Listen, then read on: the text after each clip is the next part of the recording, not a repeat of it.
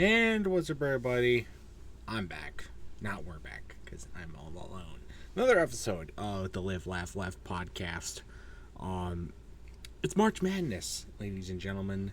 The tournament started technically yesterday, but it really starts tomorrow. So we're going to get into all that. Now, Garry is not here. Garry had emergency dental surgery yesterday, so he is unable to record. He's okay. He will be back for the next episode. We were also supposed to have Ann Pomeroy on as a guest, and had to cancel due to wanting to go to bed at 9 p.m. But that's okay. We'll have Ann on in the future. Don't worry about that. And Garry will be back next week. And I do say next week because we are going to try and record episodes weekly. There's way too much that has gone on, and there's way too much that's going to continue to go on before me to not want to do an episode this week. So I decided to bite the bullet, and I am by myself this week. That's okay. So I was planning on filling out a bracket, men's and women's bracket for the podcast. Since I'm already here, since I'm the only one here, and I already did a video filling out a men's and a women's bracket on the main channel, not going to do that here. But I will still preview March Madness, and we have a lot of other stuff to go over. NFL free agency was insane. There's a lot to go over with that, plus just general game results that we will go over here as well. So let's do this. I have no trivia this week. None of that.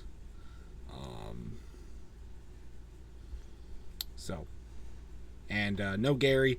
So we're not doing any chips this week, but I'm going to go from the bottom up. No, we'll do football first.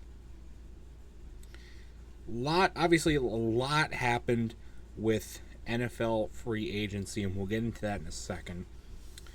But as far as NCAA football goes, nothing crazy, except Lou Holtz did pass away at the age of 89 a couple weeks ago. Rest in peace, Lou. Was the only reason Notre Dame was anywhere relevant. So, it's a pretty good accomplishment. So, rest in peace, soldier. I didn't have anything else for NCAA action. Pretty dead the offseason right now. As far as NFL free agency goes, well, the Lions specifically have done a lot. They have done a lot.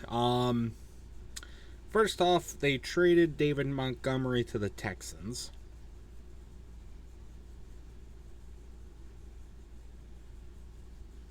In exchange for offensive lineman Juice Scruggs and the 7th rounder.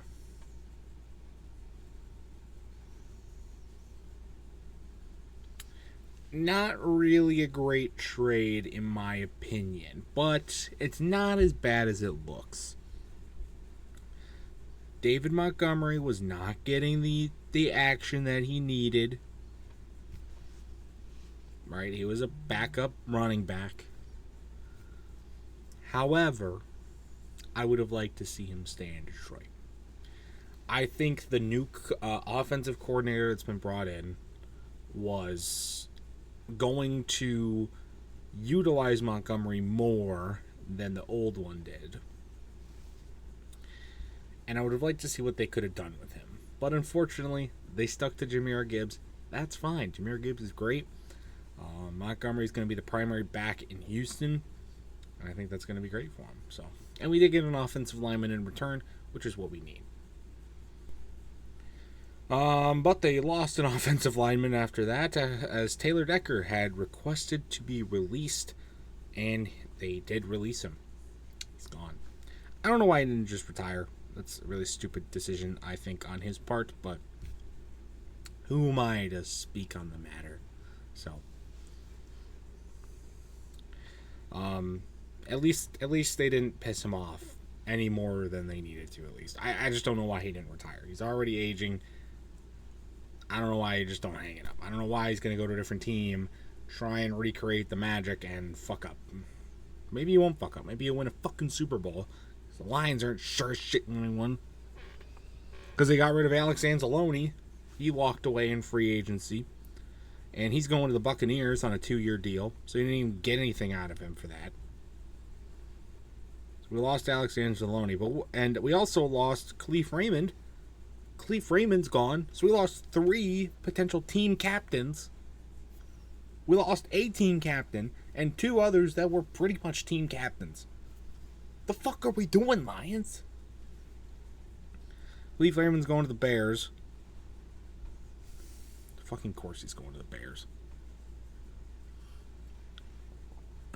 Hate the Bears. Why would you go? The reason we go into division rivals because he knows that he can win in the NFC North. He just can't win with the Lions. And Ben Johnson is a total hack. Gonna fuck up. So fuck you, Khalif Raymond. They're gonna apparently use Jameson Williams for kick returns now. Which I don't know how I feel about that, but I'm sure they'll work in somebody else. I'm sure he won't be the primary guy. But he might. Who knows? Now, who'd the Lions add in free agency, though? They did add some linemen. They got another center, I think, from the Dolphins. They got another one they got a guard from the Panthers, I believe, or the other way around. So they really have worked on, in free agency, beefing up the offensive line, which I do really, really think is going to pan out well as long as those guys can stay healthy. Some other bigger additions, they signed Teddy Bridgewater.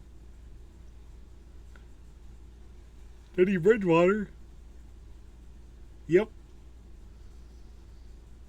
And they also got Isaiah Pacheco from the Chiefs in free agency. Is Pacheco as good as Montgomery? No. But he'll be a serviceable backup running back to Jahmyr Gibbs. So I'll take it. That was just what the Lions did. That's just the Lions. Let's look at the rest of the league. The Cardinals released Kyler Murray, and Kyler Murray is going to the Vikings.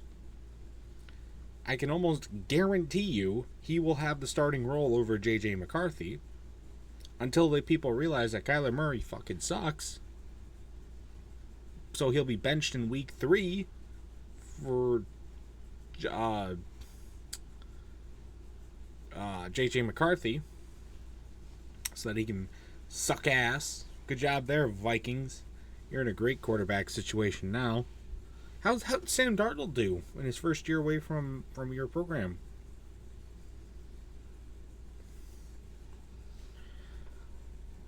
The Chiefs traded Trent McDuffie to the Rams. Rams are gearing hard to try and get Stafford one more ring before he potentially retires. It's going to be a big addition to their defense. DJ Moore got traded to the Bills for a 2nd-round pick. Huge pickup for the Bills there. The Bears losing their top receiver. The Dolphins released Tua Tagovailoa. Not surprised at all. They got Malik Willis out of free agency in return. Then they really think that Malik Willis is going to be the guy to lead the Dolphins to greatness. Did you watch what he did in Green Bay?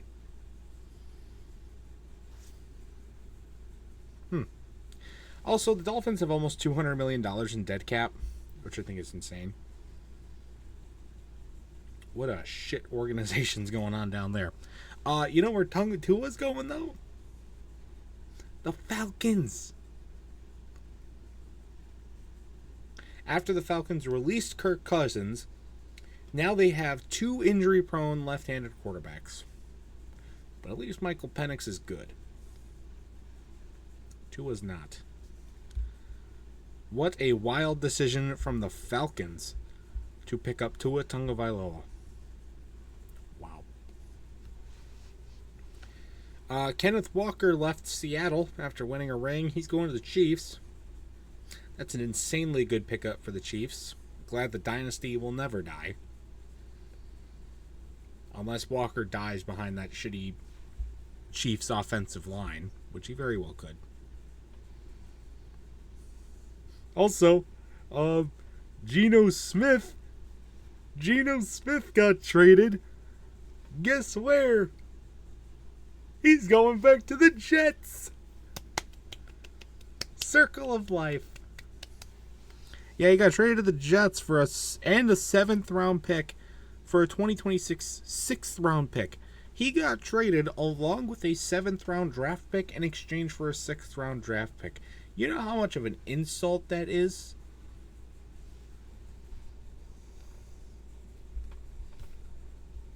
That is an absolute insult, but it's well deserved. Geno Smith has been fucking terrible outside of his couple of years with Seattle.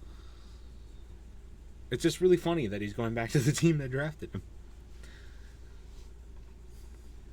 Well, the Jets are going to need a quarterback because they traded Justin Fields to the Chiefs in exchange for a 6th round pick. A 6th round pick that they gave to the Raiders. So I guess it works out in the end for the Jets. No. The winner here is nobody because Justin Fields also sucks. To be honest, though, the Chiefs are not in that bad of a position because now they have 2 running backs, Kenneth Walker and Justin Fields.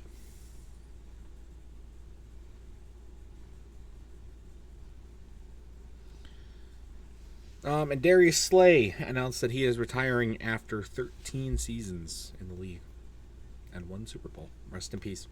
Well, he's not dead. Why did I say rest in peace? He's not dead. Enjoy your retirement, buddy. Great cornerback. Great cornerback. The craziest thing out of NFL free agency, though, was, without doubt, the Max Crosby situation. It was known for a while that Max Crosby wanted out of Las Vegas. He made that pretty clear, and there was a lot of drama going on with the organization. He sat out the last few games of the season due to injury. Well, today they finally made the decision, or during free agency, they finally made the decision trading Crosby to the Ravens for 2 first-round picks. Fair enough, right? You know, Max Crosby, great player. 2 first-rounders. Doesn't do a whole lot there, huh? Oh, but it gets good. Max Crosby goes in for a physical. Fails it, reportedly. So the Ravens back out of the deal. They back out of the deal. So Crosby's back on the Raiders. And who the Ravens get instead? Trey Hendrickson from the Bengals.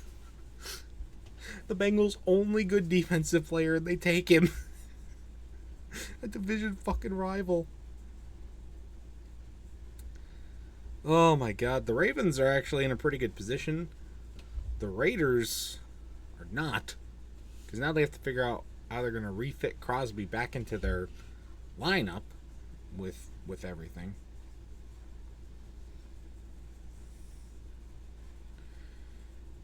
But that's going to be wild. And that was definitely the cherry on top of a crazy NFL free agency. It has seemingly calmed down over the last few days, but who knows? It could flare up again. There's still a long ways to go until kickoff, so don't be surprised if it ends up coming back around. That's all I had for football. Stuff going on. And it is March Madness, and so I didn't get a chance to go over the conference championship results before we got to the bracket reveal. So I'm going to go over the rest of the season, or at least the rest of the regular season now. MSU basketball. Well, no, we're going to do that later. We're actually going to do that later. We're going to do March Madness at the end. I forgot. So we'll get back to that. We're going to go to hockey. Oh, it was a frustrating week to be an MSU fan, and hockey was not left out of the equation. To end the regular season, MSU beat Minnesota 7-1. That clinched the Big Ten regular season title for the 3rd straight year for MSU. Then in a game that really didn't matter, they lost to Minnesota 4-3 in a shootout. But they got the 1 seed and home ice advantage in the Big Ten tournament. So what do they do in their first game? Play probably the worst hockey I have seen them play all season long. and that is not exaggerating. The amount of times that they were not in their offensive zone was insane. They had a power play in the second period, probably the worst power play I've seen anybody execute ever. Ohio State had 2 breakaways and should have scored. Somehow they didn't. But MSU still rallied. The game goes to overtime. They get 10 shots on goal. 10 shots on goal in 5 minutes. But Ohio State wins.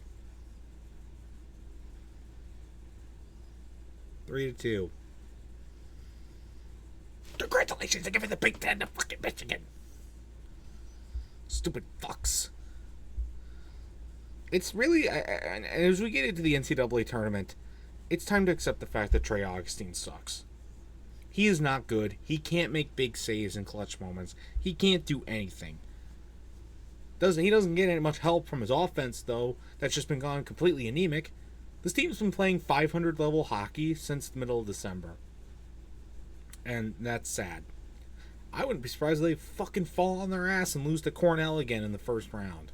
I really wouldn't. But who knows? Fuck that. It's so fucking annoying to sit there and listen to Ohio State, Ohio State, Ohio State, fuck you, Ohio State. Fuck off, Ohio State. Hate your fucking school. Hate Michigan more. Get away with this bullshit.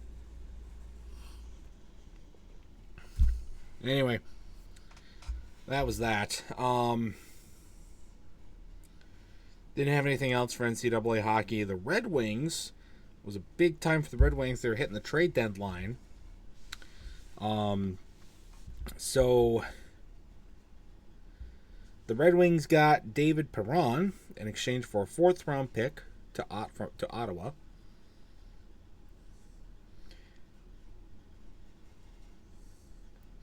And then they traded Elmer Soderblom to the Pittsburgh Penguins in exchange for a 3rd round pick that'll be from San Jose in 2026. They also got Justin Falk from the Blues in exchange for Justin Hall, Dmitry Bolchukvitz, and a 1st round pick and a 3rd round pick. That's going to be coming. That's San Jose's pick now going to St. Louis. And the Red Wings also gave a 1st rounder. Big trade. Falk, though, been doing all right since he got to Detroit. But how have the Red Wings overall been doing? The answer is not good. They beat the Predators 4-2. Then they blew a 3-1 lead to lose to Las Vegas 4-3 in overtime. They lost to the Panthers 3-1. Then they beat the Devils 3-0. They lost to the Panthers again 4-3, giving up 2 goals in a matter of not even 15 seconds. Then they lost to the Lightning 4-1. And they lost to the Stars 3-2 in overtime. Then they rebounded and beat the Flames 5-2 just recently. Red Wings are beat up as shit. Dylan Larkin is out with an injury. He might not even come back this season. And the Red Wings are in free fall. This is the 3rd straight year, folks. 3rd straight year that the Red Wings are in the midst of a March collapse. And are most likely not going to make the playoffs. Steve Yzerman is probably getting fired as a result. And I'm all for it. The Yzer plan has failed. The team is injured as shit. Can't perform. The Red Wings are a forgotten thought right now with how good the Pistons are doing and Tiger season's starting up. But I shall not forget what Steve Yzerman did to us. Yeah, so fuck you. Imagine if they hadn't blown a 3-1 lead to Vegas. Imagine if they hadn't blown a 3-2 lead to Florida in 15 seconds. Then how we would be looking. The question is, I don't know, because it didn't happen.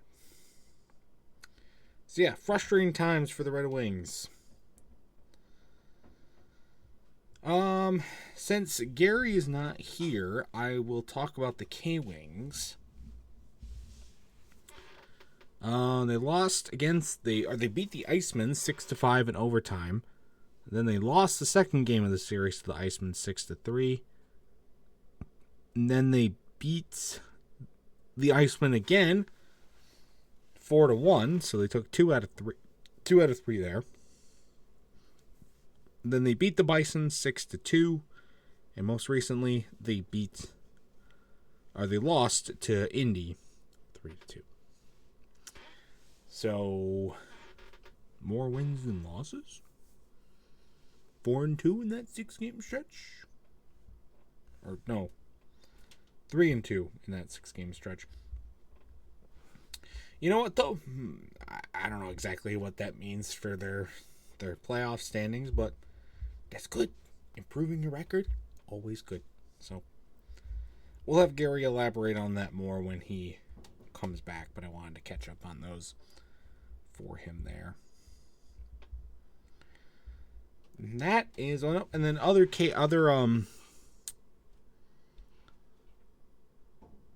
the K-Wings also acquired Matt Berry from the Comets for future considerations. Former MSU player. Cool.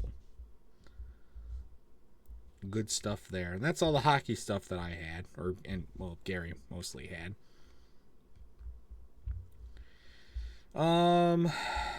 Baseball stuff. Baseball season getting closer to starting. For the Tigers, it was announced that Jason Benetti will be the lead broadcaster for NBC for their baseball games this season. Really good stuff there for Jason Benetti. Really, really happy for him there. Gladly as well, he will still do Tigers broadcast, which is great because I decided to make an investment recently. I got Detroit Sports Net. Now, I haven't actually paid for it yet. I don't get charged until the 1st. But I'm pumped. I got the yearly subscription, which is a little bit cheaper. Because I am going to watch Tigers games all the time. As much as I can. And I'm going to watch Red Wings when they come back and on this network next season. Again, as much as I can. I thought it was an enticing deal. $190 for a year versus $20 a month. But I also got 2 Tigers tickets included with my subscription because I got the subscription before March 13th. I'm interested to know how that's going to work with the tickets. I did recently I had to update my MLB Ballpark app. So they might be on there. I haven't taken a look yet at the time of this being recorded. But I am interested to see how that's going to work. There's no information really on how you redeem the tickets. I'm assuming they're just going to load them onto my Ballpark app, and then I'm going to go in and select what games I want to use them for. But it's cool. I was looking to go to a couple Tigers games this season already. Me and Ann actually are tentatively planning on going to a game in August. So I might use that for that, or I'll use it on a different game, depending on what we're going to do. So that's fun. I'm very excited for that. I haven't actually watched anything on it yet. They have done a couple spring training games. I have logged in to actually make sure it works, but I haven't done a whole lot with it yet because the MLB season isn't actually started yet.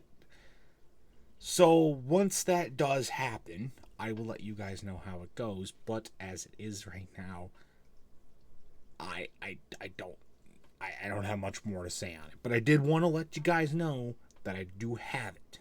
So there we go. And then MSU baseball action. Garry did stay on top of this, but we will get it. I will go over the results. They lost to Winthrop 5-2. They lost to Clemson 12-1. They got swept by Nebraska. And then they beat Eastern Michigan 13-5. And then they lost 2 out of 3 against Rutgers. And that's where they stand. You know, that really good start when they took the first 2 against Louisville, gone. Like 5-13 now. Terrible. Just gave Jake Boss an extension too. Terrible. But who knows? Maybe when they actually get to East Lansing, they'll start doing something. Who knows? That's all the baseball stuff I had. Gary has one thing on here that we will leave for next episode. Some other action. Zeke 4 died. Very sad. Very, very sad. Rest in peace, legend.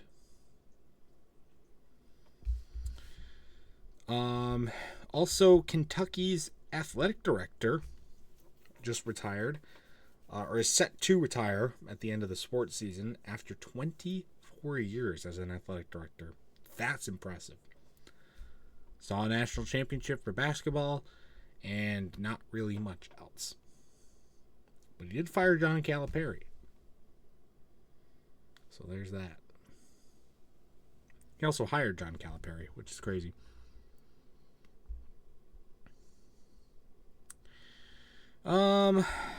Now we're on NASCAR.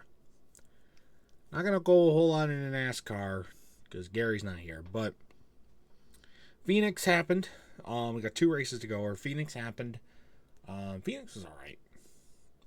Tires are still really starting to become a problem at Phoenix. That was apparent in the championship race last year, and it was apparent again this year, but I don't think it was as bad this year as it was last year. I don't know if that's because of the time of year, something different with this year's compound, I don't know. But it wasn't as bad. At least I didn't think it was that bad. Now, doesn't mean that it was great. We took Logano that week in fantasy. He was the pole sitter. He got us a good amount of stage points, and then he crashed because Logano is stupid and decided to wreck half the field, and then he got wrecked with the other half of the field. Thank you there, Joey. Wasn't really that close. Tyler Reddick's win streak was broken. So he went out and won. I think it was. He went out and did not win. So there's that. It ended up being Ryan Blaney, actually, that would pull off the win. It was a Penske-dominated day. No real surprise there. They have done really, really well at Phoenix. And this was not a surprise. So Ryan Blaney won that. The Xfinity race was pretty good, too. They did a doubleheader that weekend with IndyCar, which I thought was really cool. It seems like they're going to do that again next year. So that was fun. The Xfinity race, though, was pretty good. So, as well.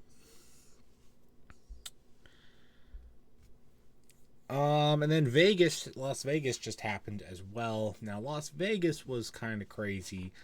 Not really. Vegas was pretty boring. Pretty boring race. Xfinity race was fine. Xfinity race was pretty good. The Cup race was not. There's only one caution for not a stage break. Tires were also kind of a big problem here, too. A lot of tracks are really starting to disintegrate with their tires. They don't want you to believe this, but it's because they're using cheap materials and then jacking the ticket prices up. Thank you, money laundering ghouls. But no, I think it was fine. It's Las Vegas. I don't know. We took Larson for Las Vegas, and he did good. It was their best points weekend. Got second in both stages, so a lot of stage points, and finished 7th, which isn't bad. But Denny Hamlin won, and it was a good win for Denny Hamlin. 61st win, puts him in the top 10 all time. No ties either, and it was his first win since his dad died, and all the offseason bullshit that happened to him last year. So that was really, really nice to see. was an emotional moment, as it should have been. So that was really, really nice. I was happy for him. Did really, really good. That was it for the races. Some other stuff. Chase Pistone passed away at 42. Rest in peace. And then it was announced Cletus McFarland will make his O'Reilly. No, it's not. It's Xfinity Theory. It's going to make his debut, though, at Rockingham in that series for RCR. So that's pretty cool. Good stuff there for Cletus. And then the big thing that has been happening, Alex Bowman's out with another injury. Actually, not an injury, but he's out with vertigo. He missed both Phoenix and Las Vegas. As he misses them both for vertigo, and he's going to be out for, guys, the next 3 races. He was not in a good position coming into this season and had not a great start to the season. And now he's out. He's going to be missing 5 races at minimum. If he doesn't get it figured out, he might miss the whole season. So what else can he do to convince Hendrick Motorsports at that point not to let him walk? Not to get him out of the 48 car? He ain't doing shit. And I feel bad for him because, like, this is something that's completely out of his control, but at the same time, like, you got to perform.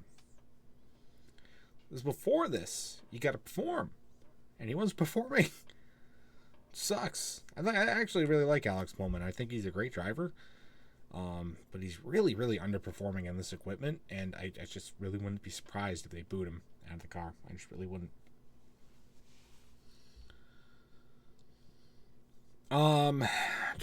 Justin Allgaier is going to be the driver behind the 48. He ran Las Vegas. Didn't do that great. He'll also be behind the 48 for the next 3 races. So that was good. Proven Cup experience, but not anything crazy.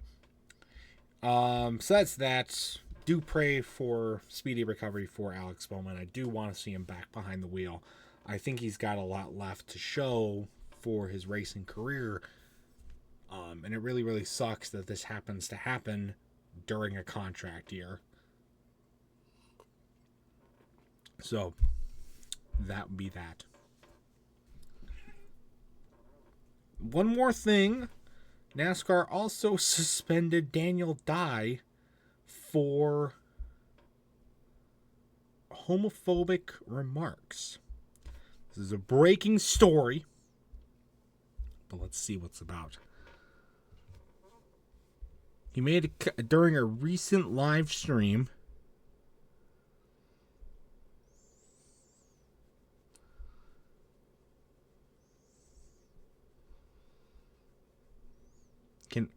What did he say?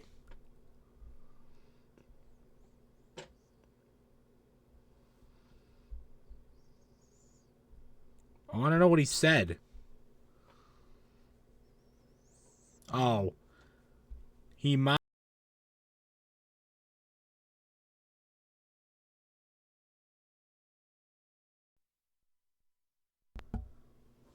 Sorry, mic cut out there.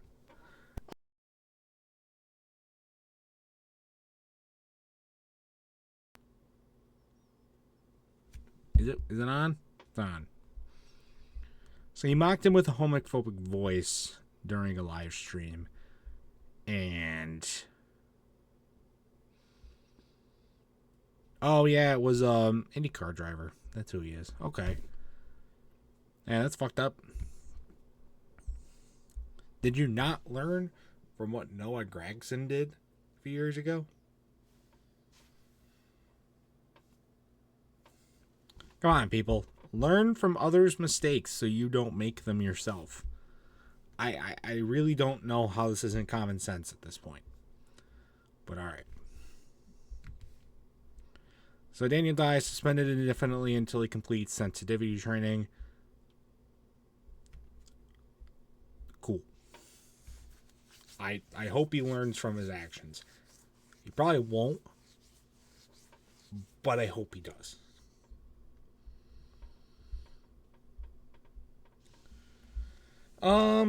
But that's all that I had for news besides basketball. Like I said, we were going to fill up brackets. We're not going to do that because there's nobody else here to talk about brackets with. And I already did bracket videos on the main channel. You can go check that out, like I said. Let's go over pro stuff real quick. There is a good amount of pro stuff to go over. A lot of Pistons action. The Pistons beat the Magic 106-92. Then they lost to the Cavaliers 113-109. Then they lost to the Spurs 121-106. Then they lost again to the Nets 107-105, blowing a 23-point fourth quarter lead to the Nets. Then they lost again, a 4-game losing streak. They lost to the Heat 121-110. But they've since rebounded, beating the Nets 138-100. Then they beat the 76ers 131-109. Then they beat the Grizzlies 126-110. Most recently, they did lose again, though, falling to the Raptors 119-108. Though, good news, the Pistons have clinched a spot in the play-ins. So really, they've clinched a playoff spot. As did the Knicks and Celtics. So there's that. I mean, they're 48-19 now. Really shouldn't be that much of a surprise that they are clinched a play-in spot. But it's cool that they actually did it. I mean, it's really nice to know that they're going to be playing postseason basketball, and we're still in March. So it's something you don't have to really worry about down the stretch. But still good that they got it out of the way. But obviously, striving for more. That 4-game losing streak was very concerning. Isaiah Stewart is out indefinitely with another leg injury right after he comes back from suspension, which that's not good. But Cade Cunningham has been playing amazing, as always. So I have confidence that they'll figure it out. They have a very deep bench, so not too worried about it there.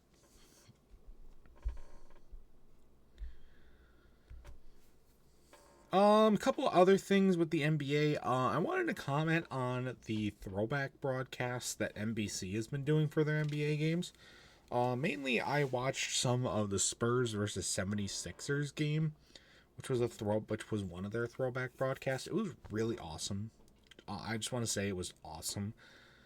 They even had Bob Costas on the call, which I think was just the cherry on top of the amazing throwback broadcast. They had really, really good graphics, really, really good music. Just the overall feel of it was done really, really well. Like, that's how you do throwback. That's how you throwback. Some of these other companies that do throwbacks, like NASCAR, for example, that's how you do throwback. You go all in or you go none at all. That's my thoughts. Sorry, I actually really like NASCAR's Throwback Weekend. I think it'd be cool if they dove into it a little bit more, like kind of what they did here, especially seeing it's NBC basketball and also NBC NASCAR. Well, now it's Fox, but and we know Fox doesn't do shit. But you know.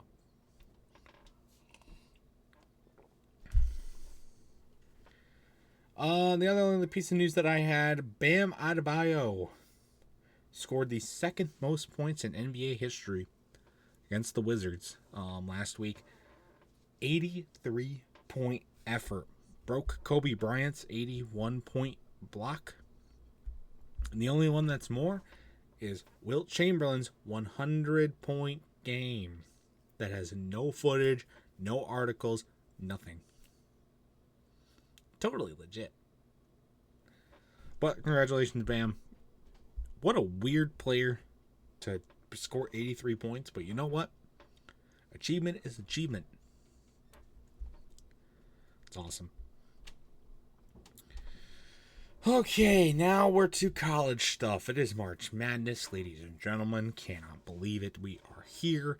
Things are going to get crazy really fast. So before that happens, let's talk about all the craziness that happened before this that led to this point. First, for MSU men's action, to end their regular season, they beat Rutgers 91-87. Nearly blowing the lead. I was there. They nearly blew it, but you know what? They didn't. Senior night went off without a hitch. But then MSU did lose to Michigan 90-80. It was a close game. Put up a much better effort than they did against Michigan the first time. But it still wasn't enough. Because Michigan seemingly is immortal. Also, Yaxel Lendenberg is like the top NBA draft pick. Then going into the Big Ten tournament, they got a 3 seed in the Big Ten tournament, so they got a triple bye. Should have probably not had a triple bye. They came out like ass against UCLA in the first round, and the first game they were down 11. They did come back, but it wasn't enough. They lost to UCLA 88-84 to get eliminated from the Big Ten tournament really quickly. What an infuriating time. Seriously, do you see those opponents' scores? 87, 90, and 84. Averaging 87 points given up. Where's the fuck's the defense, Izzo? Do we really need a double team in the paint when UCLA can't miss from 3? When UCLA doesn't even have a big? Their big got injured, and then Booker fouled out. The fuck?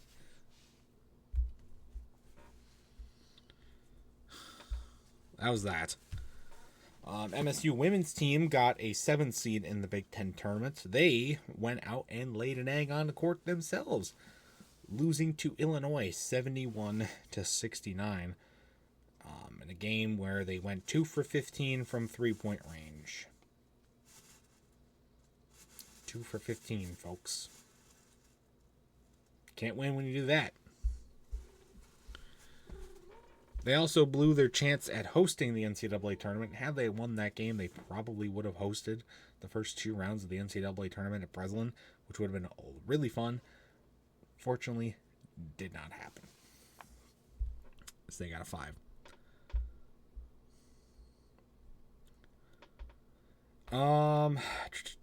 Some upsets that I want to talk about for the men.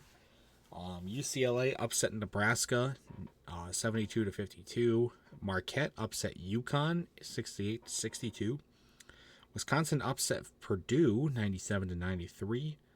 Miami, Ohio suffered their first loss of the season and only loss so far in the first round of the MAC tournament, losing to UMass 87-83. And then Purdue upset Michigan in the Big Ten Tournament Championship game to win that. So, Michigan apparently is mortal when they're not at their home arena. And then on the women's side,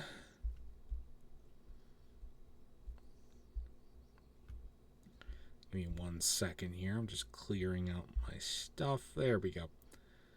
On the women's side, I ended up going up to Central Michigan to visit my brother, and we also went to a women's basketball game while we were up there. We watched Central beat Bowling Green 77-65 on their senior night, which was cool. What I'll say about the arena, I mean, I reviewed McGurk Arena a while ago. I've been there many, many times in the past for DI and a graduation, and I will go back for another graduation at some point. This was my first time seeing a sporting event in the arena. It wasn't anything that I hadn't experienced before.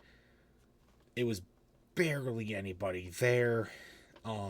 and it was fine. I mean, the arena is fairly nice. It's not really its own standalone thing. It's worked into like an event center, so it kind of kills some of the vibe. But honestly,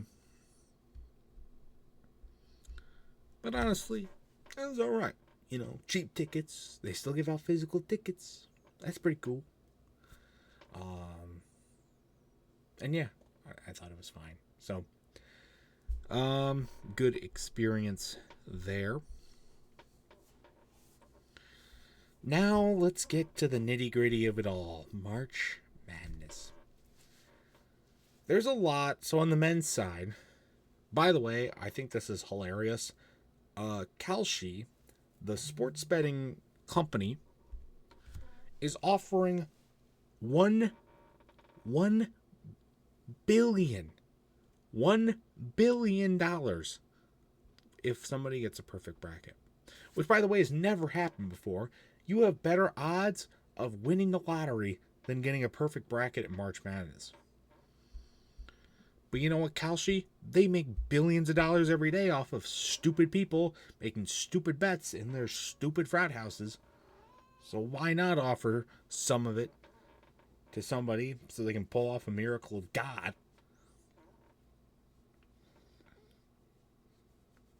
It's cool. Nice thing, mad respect to Kalshi actually for doing this, though. They are going to be giving away $1 million to the most complete bracket if nobody gets a perfect one. So they are giving away money to somebody for a bracket, which I do like. I do like that. Mad respect for that.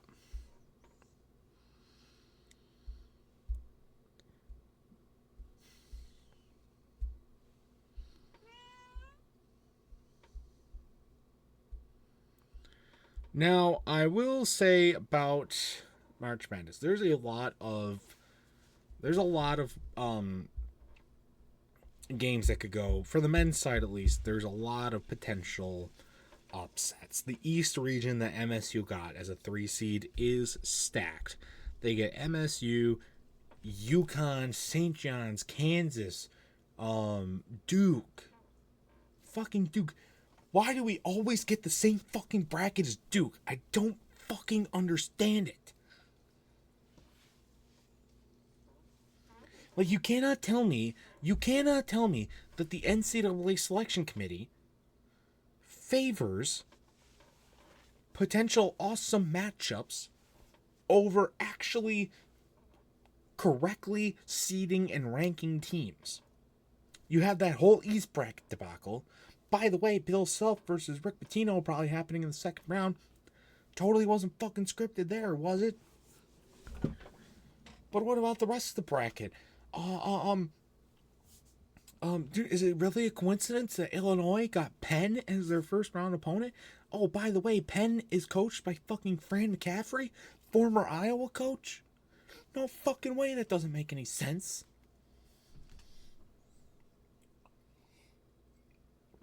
And then there's the Miami, Ohio debacle. You know, they did lose to UMass, like we said, but they were still 31-1. Like, okay, Miami, Ohio probably has to fucking win this, right? They're gonna go to the tournament. They did go to the tournament as a first 4 team, as the last at-large bid.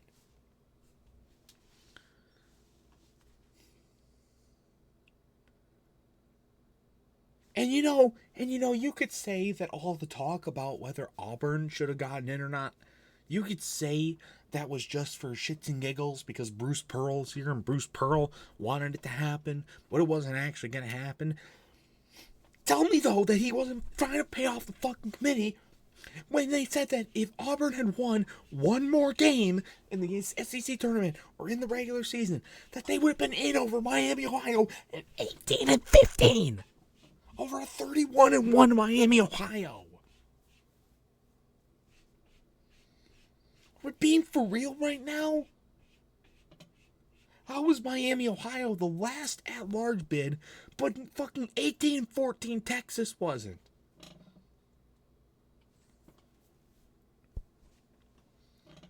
Like, are we really being fucking for real right now? Apparently not. But hey, Miami, Ohio still got in. So that's that. And Auburn didn't. And I thought it was really funny when Bruce Pearl was talking to the selection guy and was like, what metrics did you use for Miami, Ohio and Auburn? Basically was just asking why Auburn was left out of the tournament. Because he didn't want Auburn left out of the tournament, obviously. So that's why.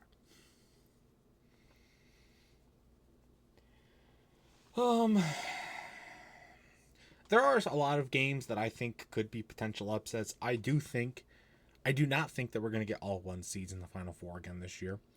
I think at least 2 1 seeds will fall. I don't think Michigan will get to the Final Four. I don't see Florida getting there either. And given the right matchups, I could see Duke missing the Final Four as well. The only 1 seed that I think is a pretty surefire shot at making the Final Four is Arizona. That's just really because of who they're matched up with. They don't really have any strong opponents in their bracket. They got by far the weakest 2 seed, which is Purdue.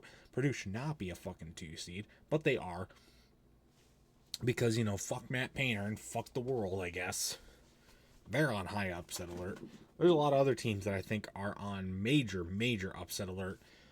North Carolina, injured to hell. I could see them losing to a strong VCU team. Wisconsin playing High Point. High Point is a very good record and is a very good defensive team. Wisconsin also over-relies on the 3 ball, so I could see that being a potential upset. Texas Tech is on upset alert because they're also hurt, playing Akron, who won the MAC. MAC for the first time ever, by the way. 2-bit conference. Pretty cool. And obviously Miami, Ohio. 31-1. They're going to get the first 4 game. I think they're going to win that. But then they go play Tennessee. Who knows? They could pull off the upset against Tennessee. And would it really be an upset? I don't think so. There's a few others that could go one way or the other. Obviously, the 5-12, I think there's going to be some 5-12 upsets, obviously. And there's some potential 13 seed upsets. Even I could see a 14 seed winning. I think Kentucky is a very weak team in the tournament this year. I think that Virginia is a possibility of being upset, even though they've looked really, really strong. The thing is with March Madness is you don't know who's going to lose. You just know that somebody's going to get upset. You just don't know who it is. That's the case mostly for the men's side. Now, for the women's side, I will say that it's still very top heavy, obviously. There is more parity starting to work its way in, but it is still very top heavy. But where they have you lose the potential for the upsets because they're playing at home arenas for the first 2 rounds. So these 3 seeds and 4 seeds and even 2 seeds, they have a lot less potential to lose because they're in front of a home crowd. So you don't see a lot of those losses now. Lower seeds winning in the earlier usually creates worse basketball later on in the tournament. So you do avoid that with higher seeds making it, and then you get better product later on, as you see every year. But we do live for the upsets, and there are some potential upsets for the women. Not as many, but there are a few. No, I don't think MSU is going to win it all, even though I have taken them to win it all in all of my brackets. AKA 2 brackets. But such is life. Realistically, I don't think MSU will win it in either bracket. I just don't. They're both going in on losing streaks. Hockey's going in on a losing streak, but we're not talking about hockey right now. Hockey will be next week. Let's preview hockey next week because there's still conference championships to be decided. But I do think that MSU can make a deep run, but I don't think they're going to win it all. And the men, their defense has been too bad. The women don't have a center. Their offense is going ice cold at the wrong time. So who do I legit think is going to win it all? For the women, I have to go UCLA. Yes, UConn is undefeated. Yes, they look unstoppable. But UCLA has that giant center. I'm going to take them. For the men's side, realistically, I'm going to go with Arizona. Bad pick, I know. But I think, like I said, I think the other 1 seeds are going to fall, and Arizona's going to pounce. Like a cat, because, they're wildcats. So I think that's what's going to happen. But again, like, anybody can win. That's the great beauty of March Madness. Anybody can win. Anybody can do anything. So we could see Akron upset. We could see the teams that I talked about, though, avoid the upsets. And some other teams that I didn't talk about, like Arizona, like Duke, like Houston, like Iowa State. We could see them lose when I wasn't even talking about them. And that's the beauty of it all. So that's it. March Madness. Next week, that's going to do it for this week again. I was going to do an official bracket, but I'm not going to do that because I'm all by myself. But I wanted to catch up on the results, and I wanted to catch up on the previews of everything so that we're ready to go for March Madness. We will do an episode next week. We're going to go over the first 2 rounds of the NCAA tournament. We're going to we're going to preview we're going to do a hockey bracket. We're going to preview hockey. It's March Madness. We're going to talk about other sports results and other things. We did have a result just come in, by the way, as well. The Pistons picking up another win, beating the Wizards 130-117 as they move to 49-19 on the season. So that's awesome. And they get the Wizards again tomorrow night. Or no, Thursday night. So really tomorrow night. Woohoo! Why? Why do they play the Wizards twice? Both on the road. That doesn't make any sense. Whatever. They got the win. And that's all that matters. Anyways, guys, though. If last minute brackets you want to get in, you can get them in. Pringleson and Company Discord doing a bracket challenge.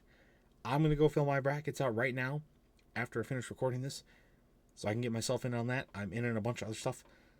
It's going to be great. So you can still fill them out. Men's and women's. We'll do great. Maybe we'll do a hockey one too next week. Maybe. Probably not, but maybe. Who knows? Anyways, guys, though, that's going to do it for this video. And this episode of Live, Laugh, Left. Like I said, Garry will be back next week. We'll do all the recaps. We'll do all the stuff. We'll have Ann on at some point. Don't you worry. It'll happen. Things are chaotic. I'm working a ton. Garry's got a lot going on. Everybody's got a lot going on. Trying to do this. Trying. But anyways, guys, like I said, stay tuned for other much more amazing content. And until next time, see you guys later. Goodbye.